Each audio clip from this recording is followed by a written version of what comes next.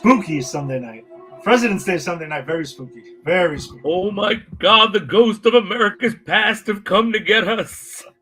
More. Oh, Millard Fillmore, not you.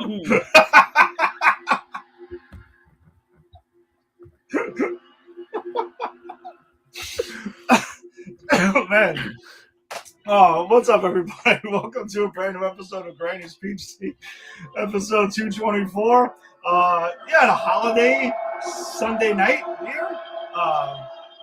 Interesting time of the year, though. But thanks for joining us as always. If you're joining us on the Facebook live stream, or if you're joining us on YouTube, or wherever you found your audio-only podcast, we always appreciate the support. I'm Ed, and with me as always is Jason. Jason, what's up, man? You started out, you got me there. Like I was not expecting that.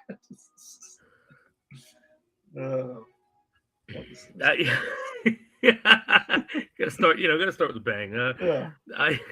Millard Fillmore. But yeah, no, happy President's Week. All my teachers out there, we're off this week. We made it that much closer to the summer. But yeah, been low key here on my end. Haven't really been watching much outside of the old TV shows, which I've been talking about. I haven't started watching it yet, but I did buy the Three's Company DVD set, so we're gonna be getting into some Jack Tripper. Oh boy, that should be interesting. That should be really interesting. I'm very much enjoying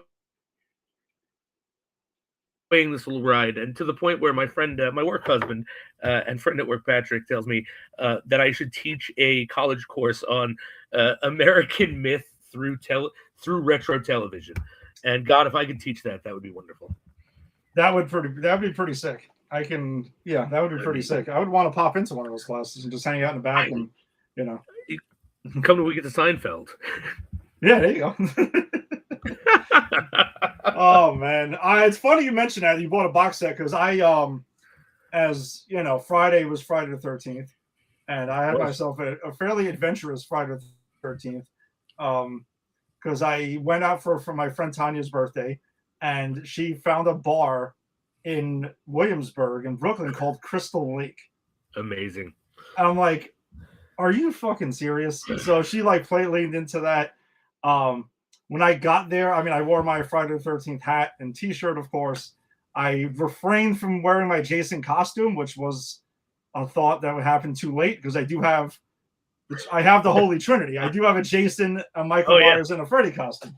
So, and I refrained from that, but someone else did it, though. And he may have done it a little bit better. But there was a trivia night there that was going on in the back.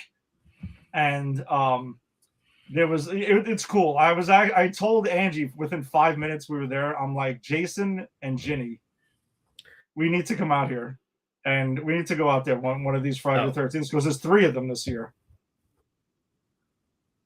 So. Oh, okay. Yeah, we absolutely need to. That sounds awesome. When you were texting me about that, and I was like, man, I wish I could go. I wish I was still young and carefree, that I could just on a whim go out to a bar on a Friday night. But that would have been awesome. Yeah, I think you guys would enjoy it. They had the original playing on the one screen, and they had oddly Halloween playing on the other, which I would have probably just went with something on the extreme. I would have went Jason Takes Manhattan, had to happen. Had to. You're in New York, and I don't know if it did. I can't confirm that. It needed to. It should have. And I would argue Jason X too, because that you're in Williamsburg. That's the kingdom of weird and sort of retro and kitschy, and I think that Jason X would fit right in. I wouldn't argue with that. As much as I've had my feelings of Jason X for many years, it's something that has to be, especially when you got people drinking.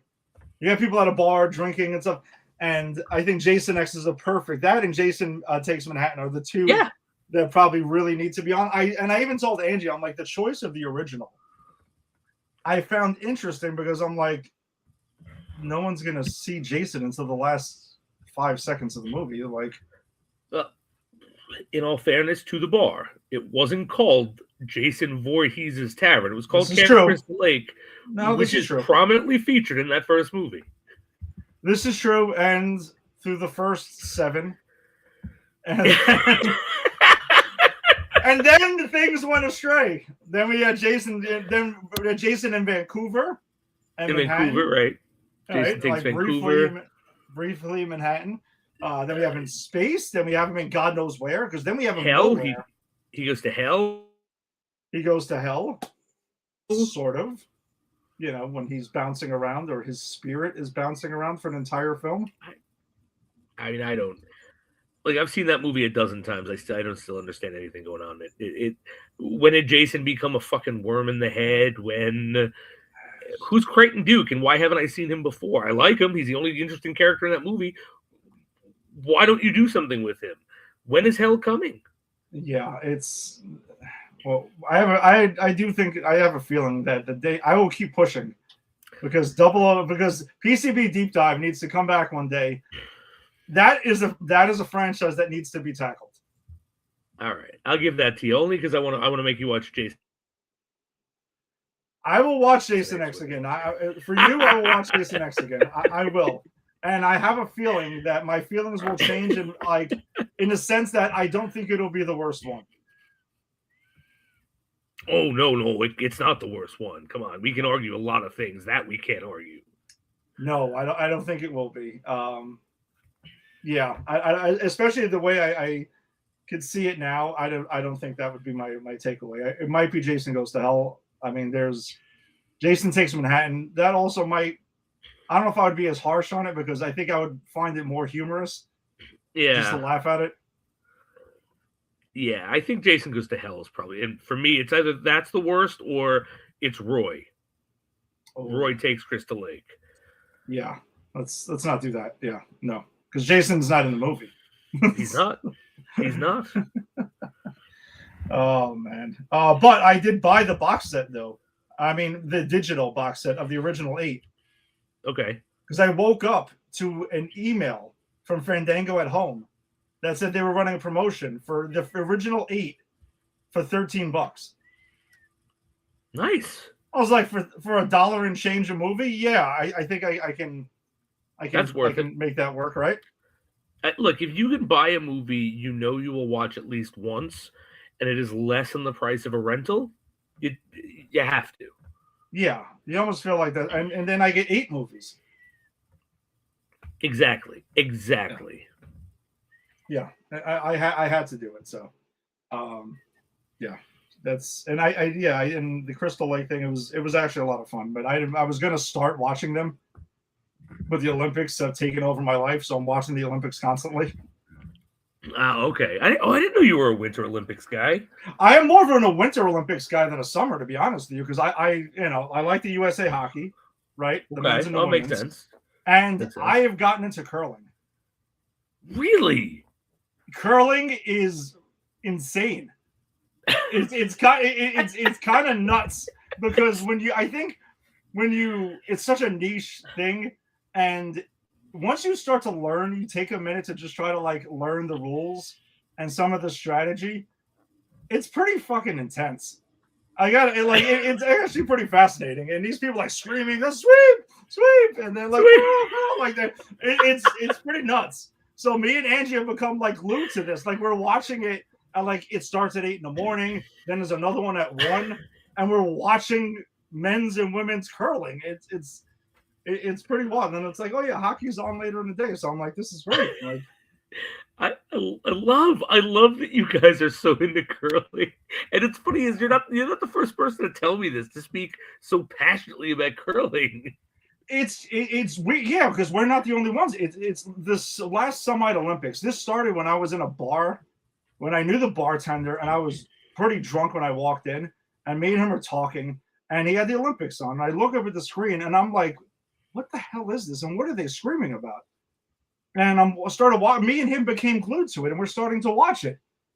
And we couldn't hear anything. It was at a bar. And I'm like, I have to know more about this.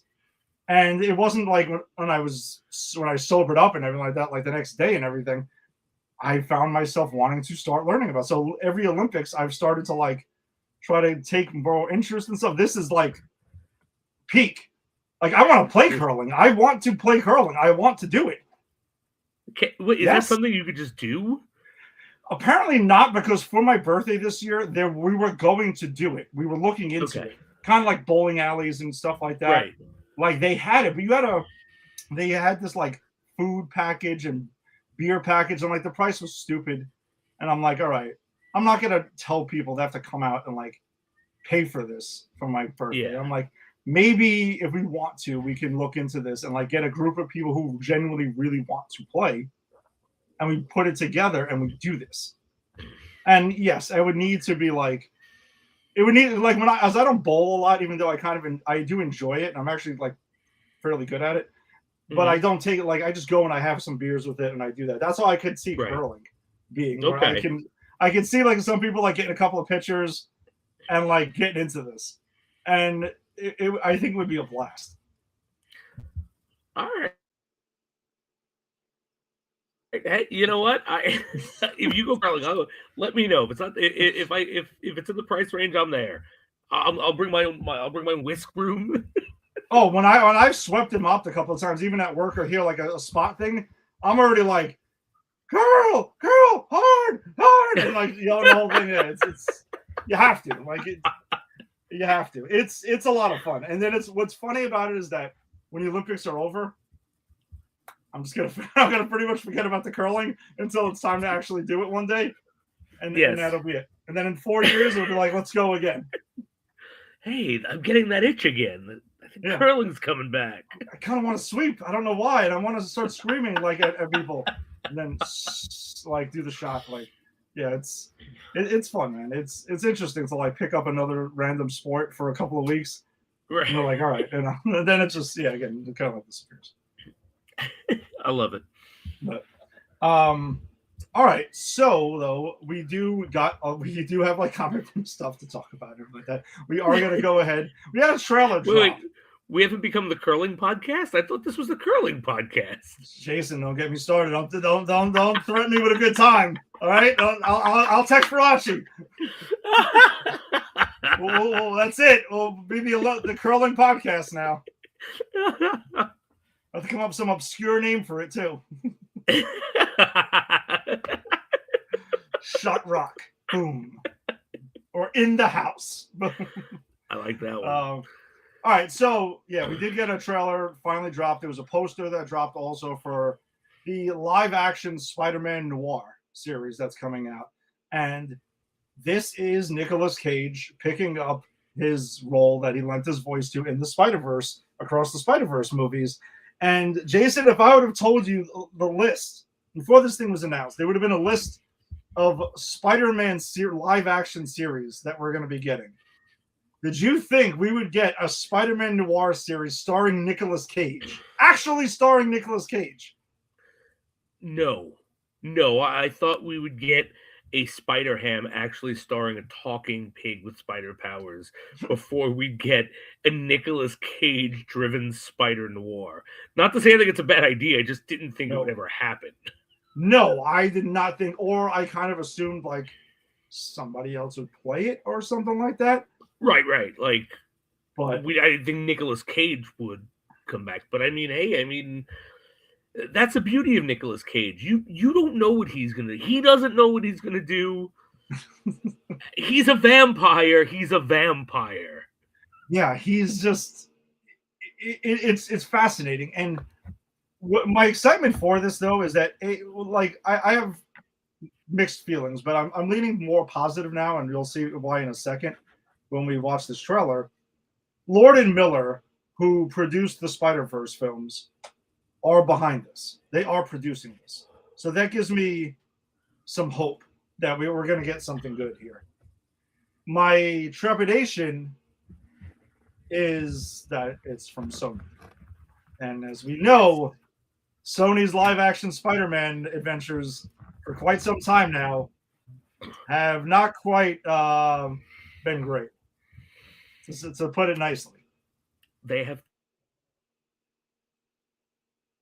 none of them had actually had anything resembling a Spider-Man either. Exactly. Which makes this different. But even when they had the unamazing Spider-Sham films, we also were not on board with them. So I think that's the thing. So it's been a little while. Yeah, that's true. But I mean, all right, but like, we were on board with the original Spider-Man. That was a good 2 movies, 2002. I don't know. I want this to be good. Yeah. 2002 and it's 2004. So yeah, I really do. But let's do it. So, but Jason, the trailer was released. There are 2 different trailers. There's a black and white, and there's a full color. Oh, okay. Which one do you want to watch? Oh, see if you pick the black and white one. I knew you would. That's this what is it the is. noir one. Exactly, and the series will be available in both. Oh, really? Yeah, it's each version. Pretty cool. So here we go. Here's the opening shot here with the man himself scraping at the door. All right, let's check this out. Tell me why. You already know how it ends. Well, then start from the beginning.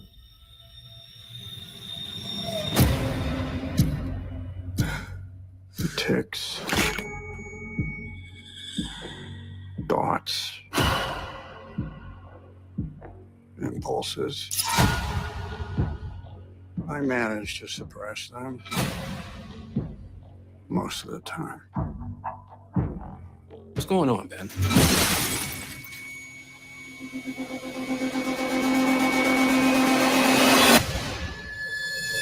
Wait. What the hell happened to him? I beat up some guys in a bar. And I got plastered.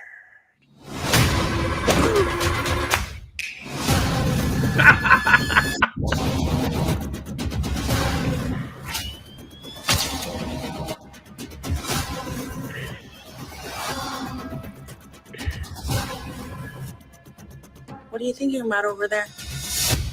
Bit of an existential crisis, if I'm honest. Struck a nerve, huh?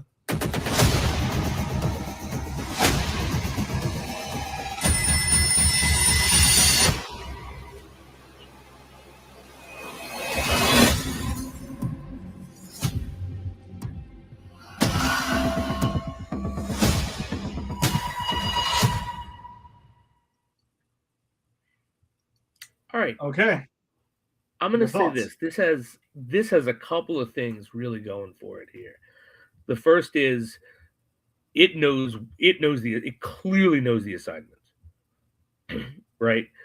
And we could tell how many times did we watch one of those trailers for any of those Spider-Man movies when we're like, no, clearly they fucked this up, right? Yeah. This gets the assignment, right? This looks like a noir. It's a hard-boiled detective Spider-Man. It's Nick Cage going all Nick Cage. Oh yes, I do think we're gonna get a lot of Nick Caging. I mean, look, and this is the place for it. And the fact that it's involved with the guy who did Spider-Verse, because those, I think you and I agree, are the 2 best things to come out of Sony since the original 2 Spider-Man movies. Yeah, it's not even close. No, so I think this looks great, and this has, I think, enough reasons for me to be optimistic about it. I'm kind of excited to watch it, and I might watch it in black and white because I know you'll watch it in color. I might watch it in black and white so we can compare the experience. So apparently, you're the first person to think I was going to watch it in color. Oh, so both Joe and Angie, when I texted them the link, they both replied the same without speaking to each other. They're like, "You're going to watch it in both, aren't you?" Oh, well, good point. You will watch it in both. I was like, because it is Spider-Man Noir. I was planning, my preferred way would be in black and white, to be honest with you. Okay. Because it's Spider-Man Noir. For the sake of curiosity, I probably will, if I can do my 2 watches like I usually do for the show, I will do like the first one in black and white, and then I'll probably do my second version in my second watch in color. Okay. Just out of curiosity. But if I had to pick one, no, I would go noir with this because I think it's required for this. It just agree. is. Yeah, it feels I right. agree. Now I've also seen that we are getting. You know, I'm just so used to people being. Good. I'm so used to people like being just so against black and white. I guess I just assumed. I forgot who I was talking to. No, well, dude, I remember when we did Logan, I watched it in black and white. That's right, you did. I forgot. I did because I never got around to it, so I figured let me do it now. No, I'm cool with that. I mean, I have no issue with that at all. But we are getting also alternate versions of Black Cat in this. Mm-hmm. We're getting Electro, from what I understand, Molten Man, Sandman, and I forgot who else they said was supposed to be in this too. But we also noticed that, remember, he's also playing, his character's Ben Reilly, not Peter Parker. Oh yeah, is that the way it is in the comic too? So they're going to explain why he goes by Ben Reilly in this. In the comic, he is Peter Parker. Okay. Again, it's splitting hairs here, but it doesn't matter. No, it's not really. Yeah. Doesn't matter. But also, there are variants of Spider-Man that do go by Ben Reilly. They don't always go by Peter Parker. So, right. And to be honest, even if there wasn't, this is Sony doing their own thing, having to, doing what we've been saying they should have been doing this whole time, which was explore the Spider-Verse variants, and they need a way to distance themselves from Peter Parker. So they choose Ben Reilly. Okay, that's really the only explanation I need. Yeah, exactly. And to tell you the truth, I didn't see if this was fact, but I do wonder if it had to do with their, because I don't know the rules or all the rules around their deal with Marvel.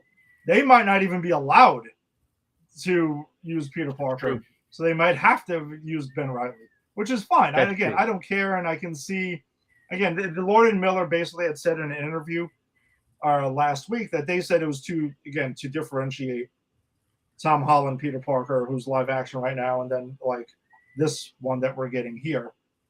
So that's fine. I mean, I got no issue with that at all. And apparently he's also going to be known as the Spider and not Spider-Man in this. And again, it's more of like just what people are calling him. And that actually sounds more like 40s noir comics, like The Shadow. He wasn't Shadow Man. He was the Shadow. That's right. I mean, the only reason Batman is the Batman because the bat doesn't sound as menacing. No. And that's what they had said too. It's funny you mentioned that because they, in that same thing, they did mention it was because they were kind of doing an homage to heroes at that time. So it kind of just seems like it all fit. The tone of this show, I don't think it's going to be as comedic. I don't think it's going to be that comedic. I'm getting a vibe that maybe it's not. I'm hoping it's a noir. Yeah, I mean I think that's they're a going genre. in. I hope so. I hope this is a hard-boiled detective who just happens hard drinking, like we saw, who just happens to get these spider powers, but still does his like hard-boiled detective stuff. Like that's kind of what I want to see. I don't know. It's in the name, Spider-Noir.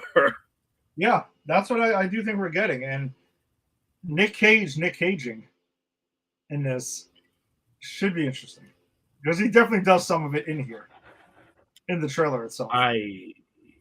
He's Nick Caging it up, and I'm here for it. Yeah, I'm not saying that in a bad way. I can see that they're probably going to unleash Nick Cage on us. Release the cage. Yeah, we got the hand motions and the snapping and everything, and I got plastered. Yeah. Nick Cage. Nick Cage just. I used to hate Nick Cage when I was younger. I was so wrong. He adds beauty to everything he's in. Yeah, there's definitely an element to Nick Cage where you have to appreciate for what he's bringing to, especially since he became like self-aware of his Nick Caging, then I'm good with that. Yeah, same. I am curious to see. I would love to know Tim's reaction to this. since his like, is he gonna watch it? Is he not gonna watch it now because it's Nick Cage as Spider-Man? We should see if we can get him on the show for the show to cover it with us. See if he'll watch it with us. I'm kind of curious. So we'll have to check that out with him. But yeah, I mean, it's a little bit away. This is coming out around like Memorial Day, but okay, I can't wait. Like, this looks pretty fucking cool and very different from anything else we've had.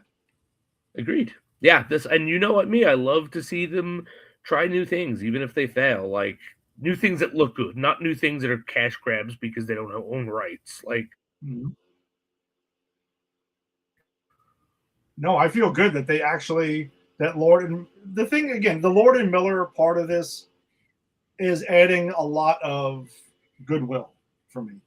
You know, like, if they weren't involved in this, I would be very hesitant to be like, all right, shit, this could be, like you said, the Sony cash grab again, but they're trying to be more direct Spider-Man at least, but they're doing what they can. But I don't think Lord and Miller, I mean, I can't think of anything they've rolled out that I haven't liked. Like the Lego movie, the sequel was good. The Jump Street movies, which you finally got around to watching recently. Yep, and I really did enjoy those. They were good. I did like what I saw of the Lego movies.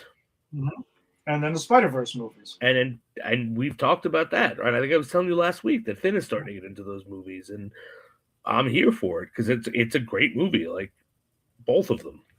Yeah, and I'm curious to see too that, like, if this is successful, does Sony decide to give Lord and Miller the keys to the kingdom of, like, hey, we're gonna try our live action thing again, but like, you guys can do it for us, and maybe they have interesting takes on what they can do. But I also know that recently there was reports out there that supposedly Sony has become way more open to sharing the characters they own the rights to with Marvel now, which is why we're getting more Spider villains in Spider-Man Brand New Day and probably moving forward. So yeah, because they're going to make some good bank on that, and that's, hey, money motivates. But honestly, what I would love to see in the perfect world for me in this is they're like, okay, we will give you carte blanche with any of the Spider-Man Prime characters.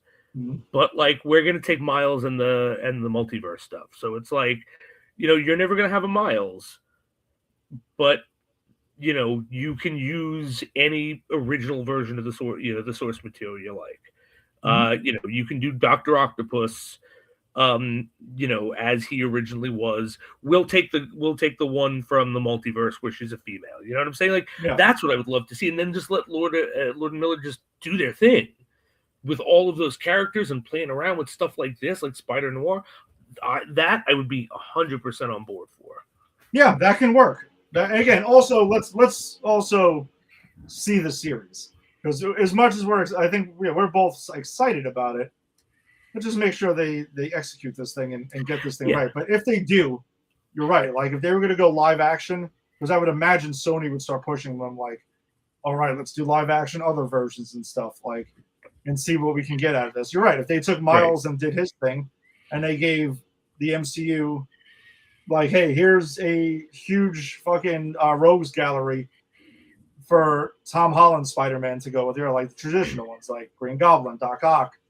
You got to give him Venom and stuff like that. It's fine. Just roll with that, and then keep X amount for Miles, and do the live action Miles. Yeah, I would be, or even Spider-Gwen. You want to go with Spider-Gwen? Fine. Right, or whomever, right? Whichever one, or hell, do Spider-Punk for all I care.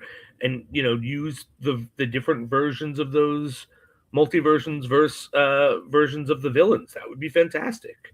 Yeah. They could have something here. We'll see. Hopefully they get it off the ground. Yeah. And hopefully it all depends on this. If this sucks, that's it. Yeah, or if it's like okay. Or if it's okay, yeah. But if this is great, I think that might be a possibility. Yeah, the trailer definitely worked for me, though. It got me more excited for the project, than I was prior, for sure. All right. Well, then, with no TV shows, though, we have a movie though. So Do we though? Do we? We'll find out shortly. Now, won't we? So anyone who's been with us for a bit, we've been going back through the Alien film franchise and taking a look back at that. We started all the way from the OG straight through, but now it's time to take the story back to the beginning. And we have it though? Is it beginning-ish? I mean, the earliest in the timeline. Prometheus, when Ridley Scott returned to the franchise that he did launch with Alien many, many, many years earlier. He did come back for a pair of films before sliding over to the producer's chair for Alien Earth, which, again, I don't know. He might just be consulting. Who knows? Producers have different levels of. They slapped his name on it. They could have. He may have had not a damn thing to do with it. Or they could just ask him a question once in a while, and that's it. Who the hell knows? But he definitely did direct this film. And it's been a film, I think it's safe to say, has been, I don't know, I would say polarizing since it came out. I think a lot of people, some hated it, some didn't, whatever. Jason, leading up to this, when we've talked about it, you were definitely on the positive side, if I remember, like with Prometheus. You kind of like were really, you were down, you were in. So I'll tell you and I saw this is only the second time I've seen this movie. The first time I saw it was in the theater. Yeah, okay. I saw it in the theater once. Okay. I remember being with it until the end, and then at the end I was hard out. Okay. Like I really felt it like it was interesting up until it messed up the payoff, but I thought it had some interesting moments. And then upon thinking about it, I realized, like, well, it does have this big flaw, which we will discuss. In its like the mechanism with which it's supposed to make sense. That the flaw is there, and so when I've been wanting to rewatch this movie for a bit, I was like, oh, maybe I was too hard on it. Maybe I was expecting something I just didn't get. That's happened before. I've seen movies that I love now I didn't like when I first saw it because I had different sets of expectations. But I waited till we did this show so I could watch it last night, or watch it on Friday for this. So that's my history with this movie. Okay, I saw this I've watched this a few times. I saw it in the theater, and I'm pretty sure a couple of times because I own it. So I mean, I've definitely watched it. Then, because when I do buy a movie, usually I will typically watch it fairly quickly, and then on occasion pop it on, or I've came across it when it was on. I remember HBO and stuff like that, and I would just whatever. But it's been a minute since I actually sat down and watched it from beginning to end. And when we do this stuff for the show, we're watching it through a very I would say probably the most critical lens. Yeah. Right. Because again, we got to have a conversation here. But I've never been one I never hated this movie. I agree that I found it interesting. My biggest knock against this movie has always been it doesn't feel like it feels like it's part one of something constantly. It just feels incomplete. It feels like there was like a movie, there was one long movie that got chopped up on purpose. And I remember going into this the first time. I remember them not really promoting it as an Alien prequel. It was just like another Ridley Scott sci-fi film from what I remember. They were kind of like, maybe it is, maybe it isn't. We don't know. We're not going to tell you. You'll have to go and see it. And I remember seeing it and then oh, okay. We got Wayland. We have, I see where we're going, the planet we're going to. We have the LV and everything like that. And I'm like, okay. All right, this is definitely an Alien movie of some sort. Is it just set? As we're going, I'm just kind of thinking in my mind. I'm trying to think back to when I first saw it and going through the ride. And I'm like, all right, I see things. I think where we're going here. I guess this is an Alien prequel. And then the ending, then the facehugger shows up. And I'm like, all right, this is definitely an alien movie of some sort. And the ending, we get the alien-ish, xenomorph-ish, thing that is referred to, as Deacon by, that's, I guess, the prequel to, I don't know. It's just, it's a thing. But I also remember, like, I want to see where the story goes, because I felt like the film was, I think Ridley Scott had a story about the engineers that he felt like this is what it was supposed to be, and then got this. And then also thinking back to the original Alien, we know, like, once we see the visual stuff that was passed by an alien, I'm like, all right, this is a prequel, yada yada. So then I remember, like, all right, this is it. But I just remember being kind of like unfulfilled watching it, because I just, again, where's the rest of the movie? And it had a lot of questions. I had many questions walking out of this. I tried to kind of forget Alien Covenant because I was trying to, like, not know if these questions get answered. But we can save that for next week. But that's the thing. I just think this movie doesn't stand on its own 2 feet.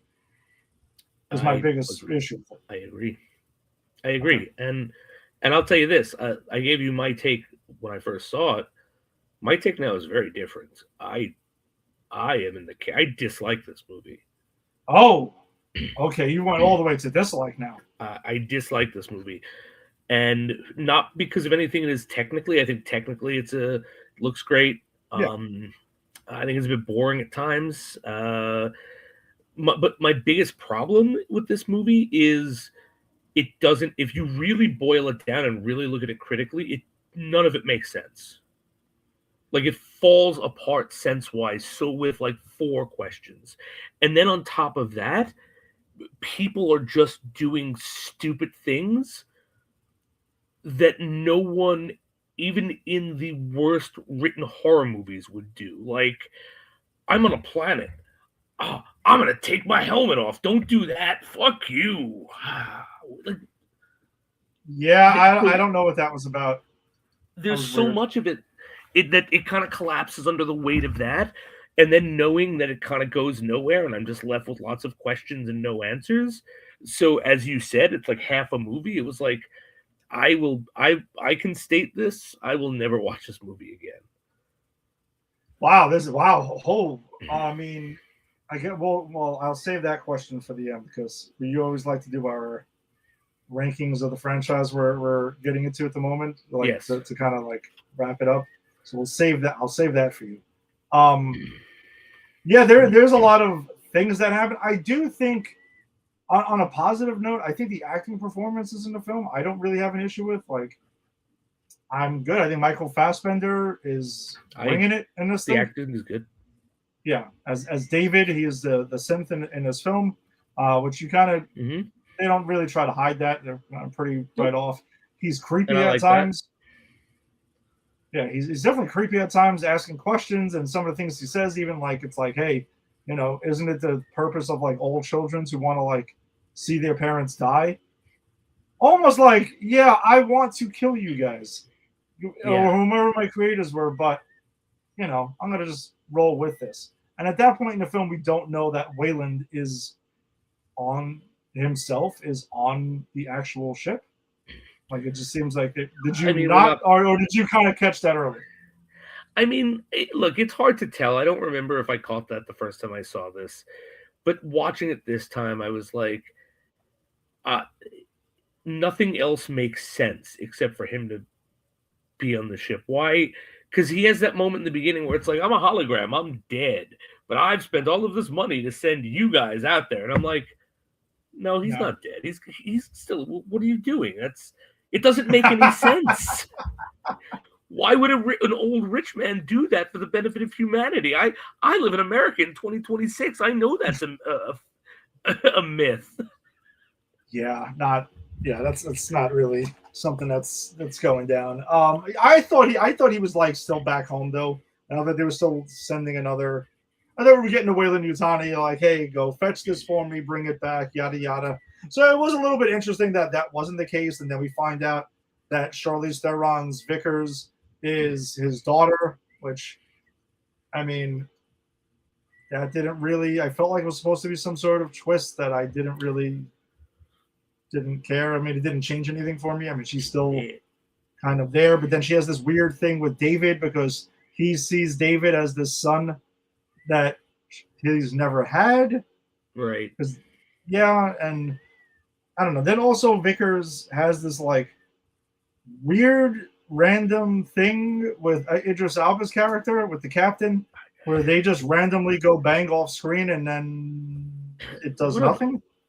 Awkward moment too. It's like, how do you, if you ever ask the question, if you ever want to win a bar bet, how do you waste the talent of Idris Elba and you just show the scene where he tries to pick her up and Charlize Theron? How do you waste two incredibly talented, sexy people's sexuality and acting talent this scene?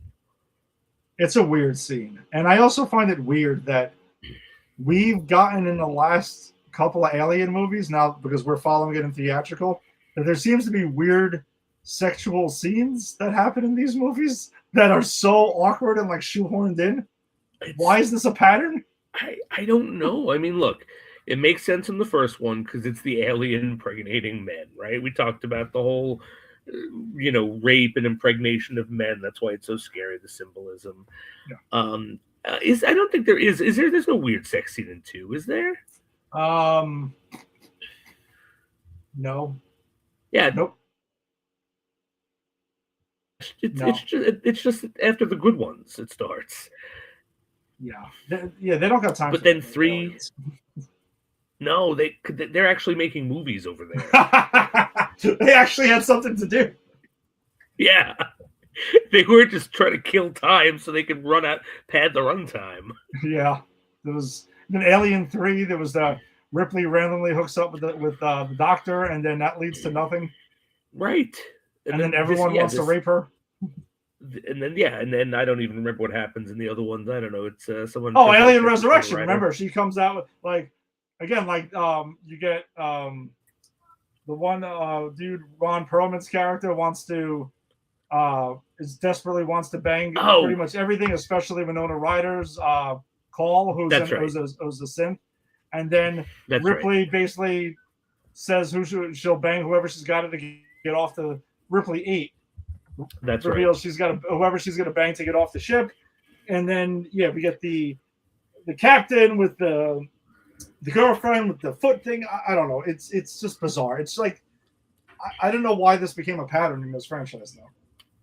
I don't know, and I hope it goes away after this because it really doesn't work here at all. Like, because it's so awkward. Like he's clearly like, hey, like they have this power dynamic, right? Because and that's another weird thing. Everyone and no one is in charge in this fucking expedition. Not the two shitty scientists. Yeah.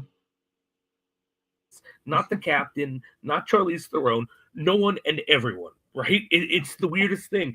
And that's why they're fighting, because you think you're in charge, And then Idris Elba kind of sheepishly goes, if you ever want to get lucky, I'm kind of here. And she's like, no. And she's like, oh, you scared? And she's like, I'll show you scared. Let's get lucky. It's like, what is going on? Yeah. Who wrote this? I don't know what that was. It was the strangest dialogue ever. It was so awkward. It was so bizarre. It made no sense. I couldn't even call that seduction. No, it wasn't. No, it was certainly not. And then we do get, though, around that time, we get our two main doctors in this film, which is Elizabeth Shaw and Holloway over there. They are together, and they do go in. No, what do they do? Get on. They do actually, yeah. And the result of that is she's pregnant with a xenomorph. All right, and now here comes question number 1 that starts to unravel the thinly veiled thread of the logic of this movie. Why? I don't know. And how did David know that was going to happen? Why did David want to orchestrate that? Why did Utani want to orchestrate that? What's the fucking plan? There is no plan, Jason. There is absolutely no plan. Things just happen along the way. Yeah, I didn't understand that either. He poisons him with the blood, and then he gets virile and sexually transmits the first xenomorph. Is that Jesus xenomorph? Is that what that is? The virgin xenomorph birth? It could be. It could be, because to my understanding, this is the origin of the xenomorphs. Sort of ish. Sort of. And so he inseminates her with a xenomorph who grows, and he dies for reasons. Who knows? Yes. And like he just becomes a monster for some reason himself. We don't know why. The black goo. Yeah. And then this woman gives herself a cesarean section with a laser, and then fights this thing off and starts running around the ship like she just didn't have her stomach torn open and sewn back up. Desperate times call for desperate measures. I guess nope. I got nothing for you, man. None of this makes sense. Nothing. Not from the first scene on. I'm glad you brought that up, because we could also go back to the first scene. So we have one of the engineers on a planet that could be Earth, could not be Earth, many, many years ago, because from what I understand, this is supposed to be the origin of man, essentially. He does this shot of goo for whatever reason, and then he just kind of like disintegrates and falls apart, and like that's it. And I guess what I've always assumed is, for whatever reason, we don't know why they do this, and we will call more into question why they sacrifice themselves to do things like this when we get to the third act of this movie and what happens in the third act. But so the engineers recode DNA in a goo and then go off world, consume it destroys them, and that goo goes and permeates life on the planet. That's what I'm assuming happens. And so like them do, and I'm making, this is nowhere in the movie, by the way, nowhere. But I'm assuming when he took the shot and he went into the water, that was the engineered DNA weaving life into the water, which is, the evolutionarily speaking, we all come from the water. That, so it was like single-celled organisms. That's what I assumed. But again, that's nowhere in this fucking movie. I guess I was somewhat under the same assumption. I've always guessed that's what the beginning of this movie is supposed to be, because it doesn't really connect with anything else that happens in this movie at all. Except for there are only two things it connects to, but it connects. The first is it's why there are cave paintings, which we will talk about those cave. We're going to talk about them. Let's get to that next. At the end, close in the middle of the movie, when they find the head, which had been like frozen, I think it had been going through something similar, and that's why the creature bursts out at the connected. Well, also though, it's anyway. As we see in our background though, like you mentioned the head that's there, because they do find the big head, and then it has these capsules that look like they're kind of like the alien face hugger things, and I just don't know. This biggest question in this movie is, it's like, what came first, the chicken or the egg, with the whole xenomorph thing? I don't know. I as I was watching, my brain was desperately trying to make sense of it, and so I did notice a couple things, but again, it's nowhere. It's me guessing. It's nowhere in this movie. They have this line about this isn't their home world. They went here because they're trying to create weapons of mass destruction, and then you see that creature that's kind of the proto face hugger has the acid blood. So, I mean, I'm guessing they were testing out different combinations of life forms that were dangerous like this, and that eventually evolves into the xenomorph. But again, that's not in this movie. I'm trying to put patterns together. I mean, I would also say that's a safe assumption because, again, you're taking the dialogue that we get and just trying to dissect it and trying to formulate it and everything and trying to like just make it make sense. And I guess I'm kind of in a similar thought process as you. That's where this movie went, and that's where it goes here.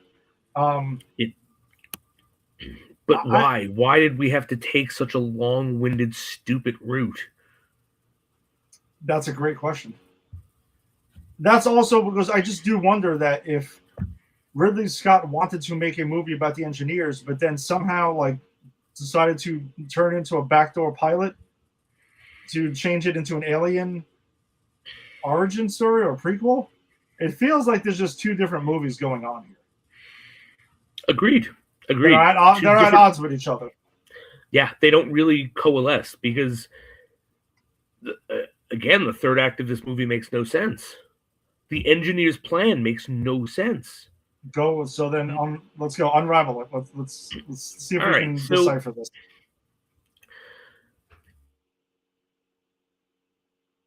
We find out in the cave paintings, okay, that and I'm getting to the third act through this. Okay. We find out the cave paintings that the engineers they come from the stars. How do we know that? Because it's a lot of cave paintings of tall ass lurch looking motherfuckers pointing to the stars. Yeah. Okay, great. They use this to find the engineers. You correct me if I'm wrong, but for that to happen, the engineers had to have left some form of clue. Yeah, when did the humans see the engineers? When does that happen? You know what? I'm gonna hand wave. That's not even my. I'm gonna hand wave that because I got bigger fish to fry. I'll tell you. You know what? The engineers would come back. Ancient aliens. Rah, right? That's it, right? But if the engineers left the coordinates to this base, for the humans, why would they do that? If they established that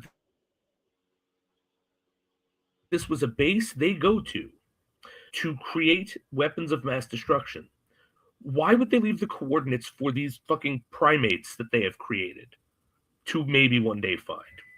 Okay. Maybe you might say, oh, well, maybe it was a test. Maybe it was something. Maybe it's like Star Trek, where if you invent the warp drive, you can join the Federation. To that, I would say, then why did they decide to go back and destroy the fucking planet? Why, if they were going to go back and destroy the planet, which is the third act of this movie, why would they go through the trouble of leaving coordinates to their military base? It's basically like this weird circle that doesn't make any sense. Nothing about that makes sense because, and I was thinking about this. If you make something up to answer one question, you then just create three more. I can't make this make sense. So Rick has he's chiming in and he has something here that he wants to. This should be interesting. It always is. On concrete, engineers have a relationship with the Yautja. Because the Yautja do exist in this universe, apparently. They do. You know what, Rick? I hope so. And I hope the Yautja take their heads. Well, he's also correct and was convinced. And then he said, it wasn't meant for humans. Do you mean the black goo was not meant for humans, or the coordinates were not meant for humans? Oh, are you suggesting that the coordinates were left on Earth for the Yautja to find? The engineers wanted the Yautja to find the coordinates, and then, yes, he's saying, okay, he's answering in real time. So the Yautja would go to the planet, and they didn't have xenomorphs yet, and then come find them? Wow. That's the only thing I'll accept now. It's the only way this makes sense. So the engineers wanted to fight the Yautja like one-on-one? Or like, they wanted to like throw down like They would get into Mortal Kombat together.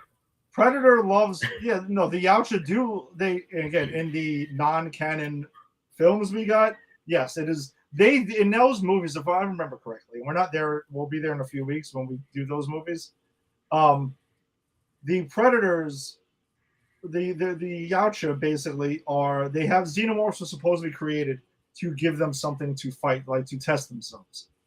So it definitely conflicts with whatever the hell we're getting here. Oh, wait, no. I think Rick is right. What it is it's actually a billboard advertisement for the Yautja, because the engineers actually are like, "Come, Yautja, come! If you find this on Earth looking for prey, come and we'll set you up." That's it. All connects now. They're trying to sell them the xenomorphs. Yautja bought the xenomorphs. That's right. That's why they were creating them. Woo! I mean, why not? It would lend more credence to this film. Look, we at this point, the three of us gave more thought into this than the writers clearly did. Yeah, and I do remember that being the original knock against this film, is that it just set up so many questions, and we were told it was going to get all paid off, and then in Alien Covenant, whatever the next one was going to be, and then from what I recall, we don't get that. But you know what? We've established that we are staunch believers of, you don't get to set something up in one movie and go, "Don't worry, we'll pay it off." Because look, Your Honor, let's look at Batman v Superman v the public at large, who complained about why is the Flash coming and busting, and talking to Bruce Wayne. It's like, yeah, we know the answer. We've read comic books, but it's not in the movie, and that's how I feel with this. Like, I don't even care what they were promising. It's not in this movie that I have paid to see. Therefore, it does not count. I think the only time you get away with that is when you say beforehand, yes, this is Prometheus Part 1. Yep. If you title your movie Prometheus Part 1, I will allow, okay, you're setting up things because this is part of part of a larger story, but you told me that in advance, so I'm good with that. Yeah. Right? Kind of like Kill Bill. Right? Yeah. We both adore Kill Bill, but you released it as Volume 1. Yep. So we got it. You know what you're going into. Getting the whole thing. Exactly. Know what you're getting into. And this movie, you don't. They don't tell you. They're like, maybe we have something to do with aliens, and then it's like, we'll tell you in the next one. Yeah, and spoiler alert, it does not get all answered from what I remember in Alien Covenant whatsoever. And I'm also, I do want to do more digging into that movie for over the next week, because I'm kind of curious to know if, like, did the studio tell him that you need to call this Alien Covenant and not Covenant or whatever the hell, because we're not going to play that game now. We're going to market this, because this wasn't called Alien Prometheus. It was Prometheus, and then I still remember distinctly the marketing playing coy if this was in the Alien universe or not in the Alien universe or whatever the hell it was. But once you watch the film, it does tell you pretty quickly, what's going on with that part of it. At least, like, yes, it takes place in the same universe, yada yada, and then we get the reveals of what it is. In the third act of the film, since we were there, what were your thoughts on the unveiling of the Deacon Xenomorph thingamajig? Like, did you feel like it was kind of like shoehorned in? Did it makes anything? Did it just not do anything? I felt it was shoehorned in. I felt like you could have cut all of that Xenomorph stuff out and it wouldn't have affected the movie.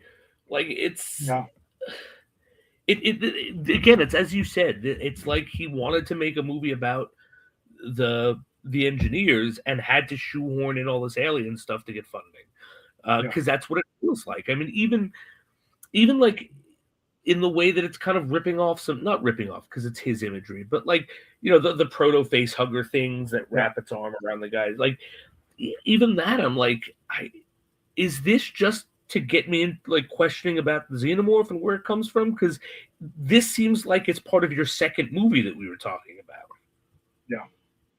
And yeah, I don't know, and that's I think is the biggest knock on this movie. Now, having said all that, and I acknowledge everything we're saying right now is that this movie, the story collapses on itself. It doesn't make a lot of sense. There's a lot of hand waving left and right. I do think there is a slow part in the middle, but I wasn't bored by the film for the most part. I didn't feel that.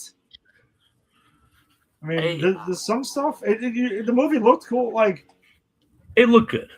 Yeah, no, it looked great. It looked top notch. You just needed a tighter script, a tighter story being told here.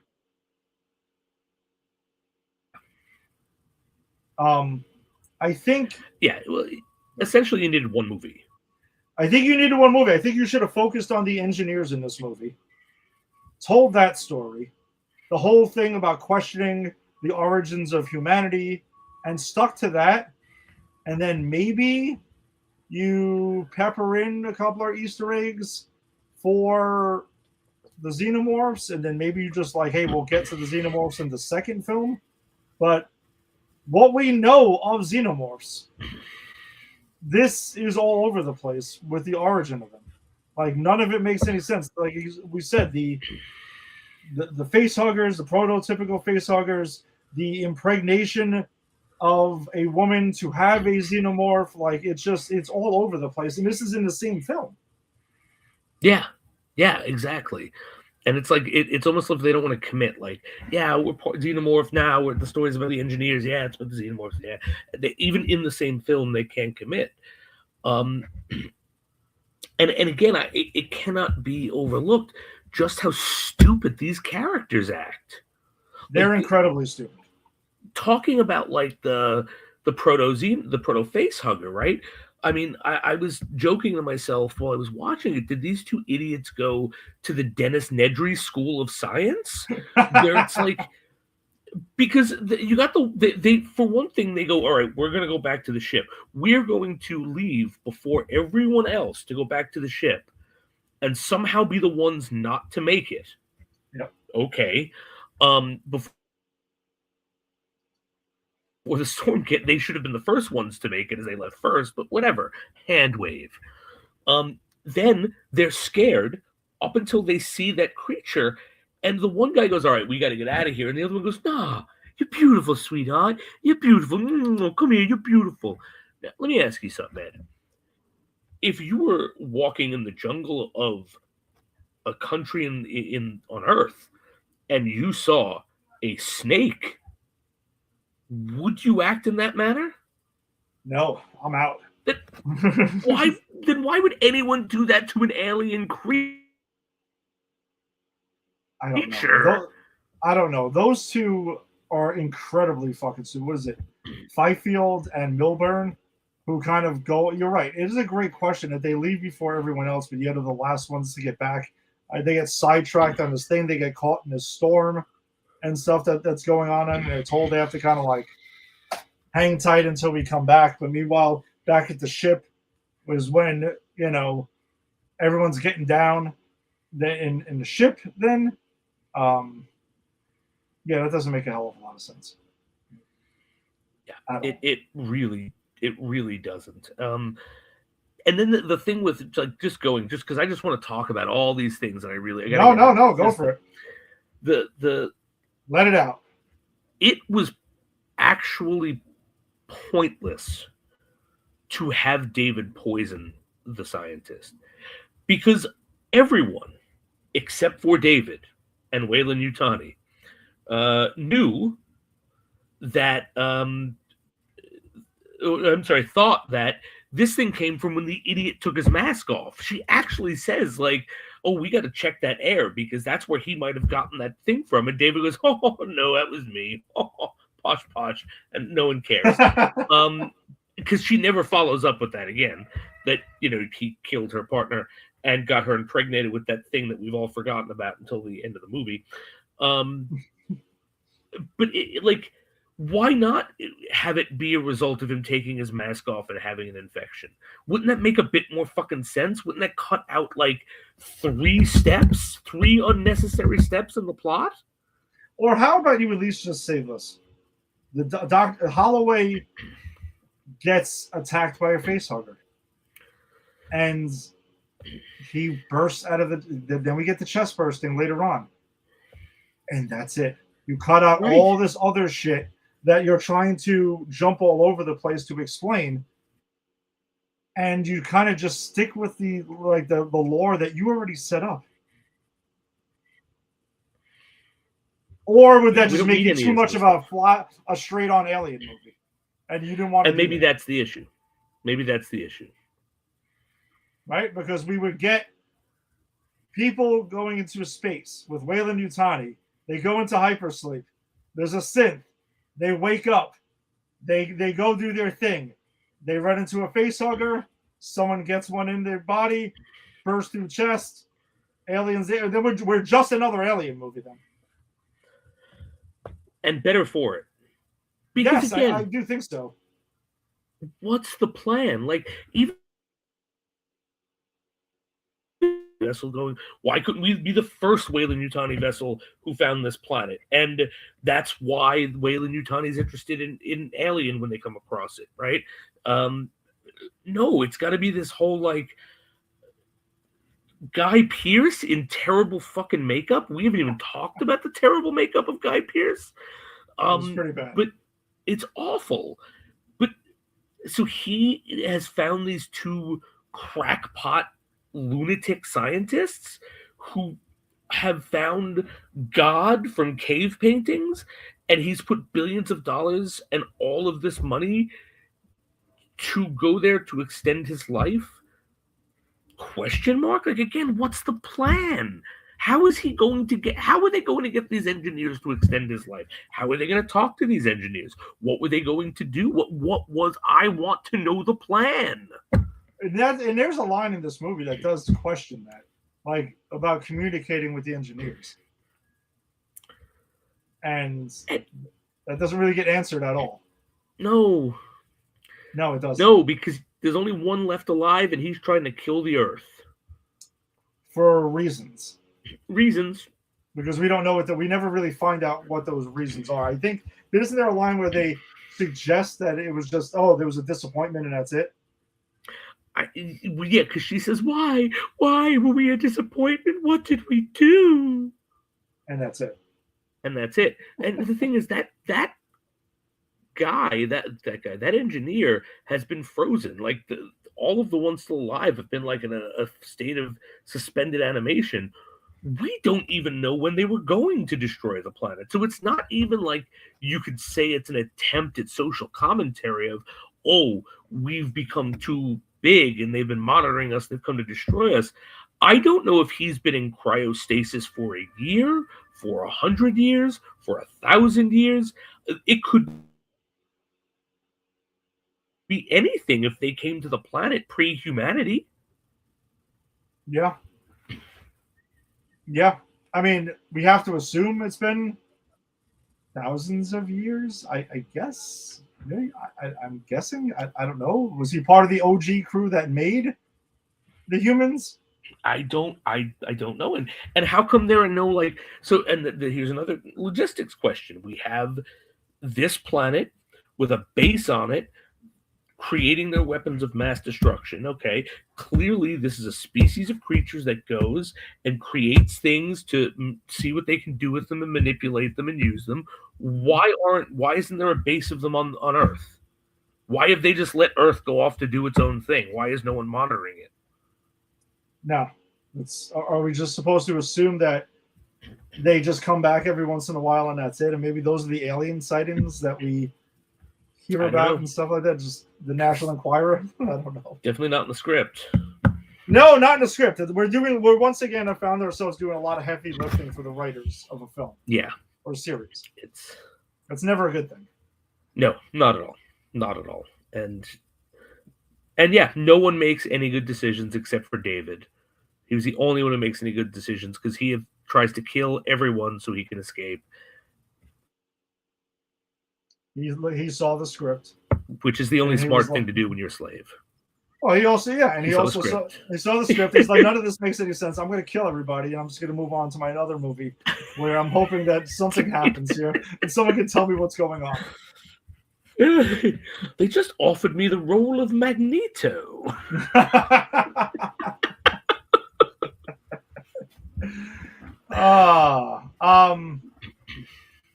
Yeah, I don't know. Again, I will.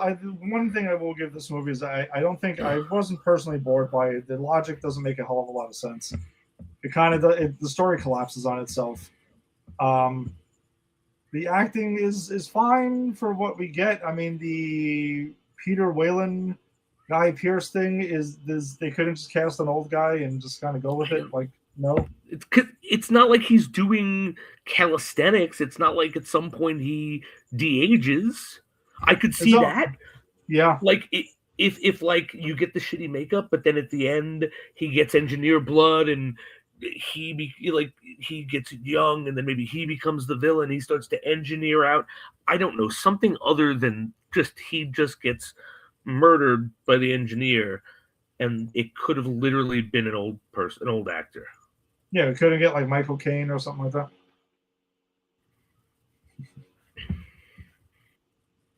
Exactly. Yeah, Michael Caine could have been Peter Whalen, or Sir Anthony Hopkins, maybe. My name is Peter Whalen. Anything. Like there's so many Anything. Could have get Al Pacino to be, Peter Whalen. I'm in space here. Yeah. In space, no one can hear scream. Vickers, you got a great ass. Nice. Yeah, Heat was on my mind because I also saw Crime 101 the other day, so it's kind of Heat-ish, or you want to say, like, yeah. I love a good Pacino performance. Yeah, I was looking for some sort of like way to wiggle that whole. That's an insane line in Heat that I do love Heat though. He's fucking awesome, but it's a pretty awesome line in there.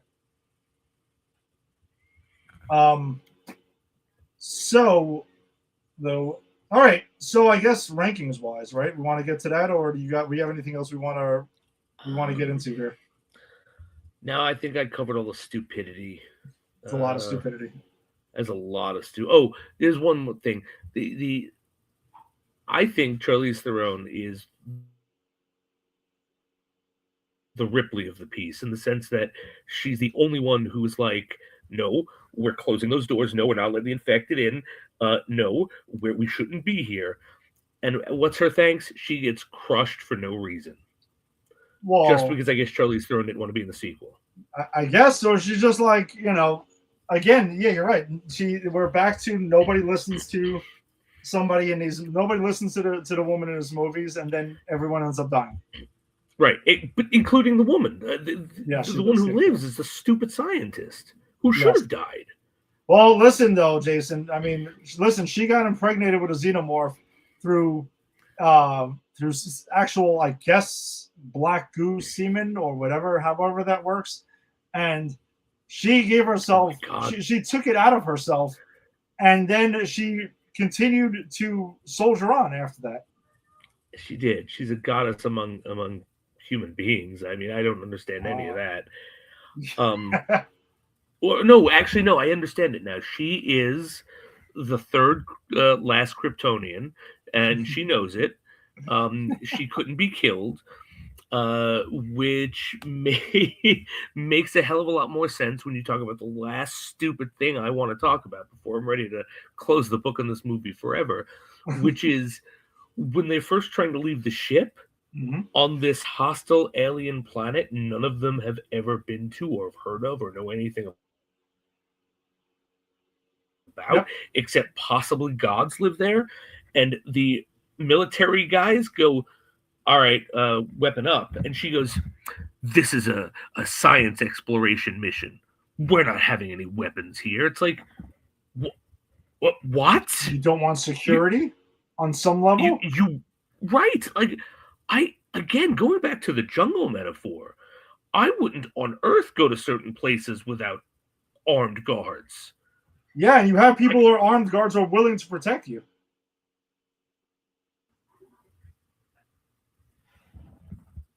But Jason, the logic though, you need it. But the logic is, movie has to happen. That's it. Because had the guards gone out, they would have, shot some things, and they might have made it back, and yeah, then it's over. It's like Ridley Scott. Then it's over. We have about a 15-minute movie. God, I would have been better. Would have been better. Yeah, there's just a lot of, back to Alien 3. It's like we have to find silly ways to disarm the military or the people with the weapons in the story to make sure the story can happen. Yeah, which my thing. If it's just story for story purposes, I don't care. Yeah, because the way they do it in Aliens briefly is that was actually the one that made sense because it was there. Like, hey, they have acid blood. We can't shoot them because then it's going to go ahead and drip below, and it's going to. So it made sense, but obviously the weapons had to come back later in the movie, and then that was fine. But it was a temporary way to make that work, but it served the story purposes, so it was okay. Well, that's the thing. It was like sometimes you called good writing. Exactly. You need conventions to serve the story. You get a good writer. They figure out an in-story reason for that convention to exist. Yes, not just saying, "Hey, this is science, man." Right. Exactly. Not science. We don't use guns. It's like I wouldn't send them on an expedition to clean my freaking kitchen if that's their attitude. All right. So we have our rankings currently. All right. Where does Prometheus land for you? All right. So, you want to go through the whole rankings, or just tell me? Yours. I'm pretty sure yours are, if I recall, Aliens. I don't think that's disputable. The top two are definitely the top two. That's when things get interesting. Okay. All right. Then I'm going to stick with Resurrection. Oh, okay. And then I'm going to stick with Alien 3, and then this is last for me. I'm sorry. Oh, what happened? This is last for me. And I'll tell you why. They're both stupid. This makes less sense than Alien 3. Doesn't mean Alien 3 makes sense. Alien 3 has a proper xenomorph. It has a Ripley. Mm-hmm. It has some connective tissue. It actually is an alien movie, which I do not think Prometheus is. Though Alien 3, I don't know. And whereas Alien 3 is definitely a hybrid of two different scripts, those are at least two different scripts, I believe, of the same movie. And this is a hybrid of two very different movies. Hybrids seem to be ruining this franchise as time goes on. That was the biggest villain in the Alien movies has been hybrids. So mine would be Aliens. Alien, we know that. Me and you have the top two flipped, but the top two are not debatable in whatever order you want to put them in. That's a lot. I know I had Resurrection at third. Resurrection's dumb as fuck. It's weird, but I also didn't say it was boring, and that was my knock. That's why I gave it above Alien 3, because Alien 3 is boring as hell. So I guess Resurrection still stands in third. And then this and Alien 3. I mean, I think we're also, and I'm going to throw Alien Resurrection in this, because I think, again, we're comparing green turds with brown turds with... I have to put Prometheus ahead of Alien 3. Only for this. And I agree. I don't disagree with your sentiment that at least Alien 3 knows it wants to be an alien movie. So I'll give it that. But I wasn't completely bored by this movie. It's stupid. There was some, again, I just put literally because I'm giving it the same edge that I gave Resurrection. It's just because I wasn't bored. Okay. It kept me invested, and then at least my questions kept keeping me invested because the questions started piling up because I didn't know what was going on or why any of this is happening, and that kept me invested. A big knock against this movie, though, is that it does feel like an incomplete film. And again, if you paid off all the questions in the sequel, then I might be a little bit more lax, but I know that doesn't happen. I'm curious to remember which ones do get answered, though. But I recall a lot of them not being answered. And they were kind of like, we're just going to move on. So yeah, well, I don't think we ever get it answered what happens because this movie ends with them flying off to find the engineers, and I know we never return to that. So no, and that's the big thing you kind of need to return to. Kind of a big deal. I think it's something you might want to do. You know, if you yeah, I don't know. It's weird. Yeah, it's just it's a weird thing. And yeah, if I remember correctly, like Alien Covenant chooses to follow David's story instead of the story of many others. It kind of just gets sidetracked. Like, yeah, forget about the engineers. David. That's what we need. Right. You know who's an engineer? David. David's an engineer. Oh man, yeah, this movie, it's definitely. I disliked it more this time around than I remember originally, but I remember it being frustrating. But yeah, it's definitely lost some luster for me over time as well. You really did a complete 180 because I remember you being like, "Hey, it's interesting" and stuff like that. Yeah, when I first saw it, I thought it interesting stuff, but on the rewatch, because I never rewatched it, but on the rewatch, like knowing where it was going, I was able to pay attention to all the shit that made no sense, and that just killed it for me. Because there's just too much of it. Like I couldn't hand wave all of it. No, it's inescapable, completely. All right, so then that does wrap it up for us this week. Thank you, as always, for joining us. If you joined us on the Facebook live stream, be sure to check out Granny's PhD's Facebook group. We'll share a bunch of trailers and other stories that don't make the show here. Check out Pop Culture Pros and popculturepros.com because that's who we are presented by. As well on YouTube, subscribe to Pop Culture Pros and wherever you found your audio-only podcast. We will be back next week. Still no TV show, but we will have Alien Covenant, and we were going to go searching for answers. All the questions we had tonight, we're going to go try to find these answers next week. Oh, I'm sure they'll be there. Spoiler alert, we're not going to find them all. They're not getting the answers we're looking for. These are not the answers to the questions you're looking for. Oh, boy. Oh, man. But that is where we'll be at next week. So come check us out then. We'll see if there's a new trailer or not that drops in between now and then. Otherwise, we'll see you next week. Peace. Later.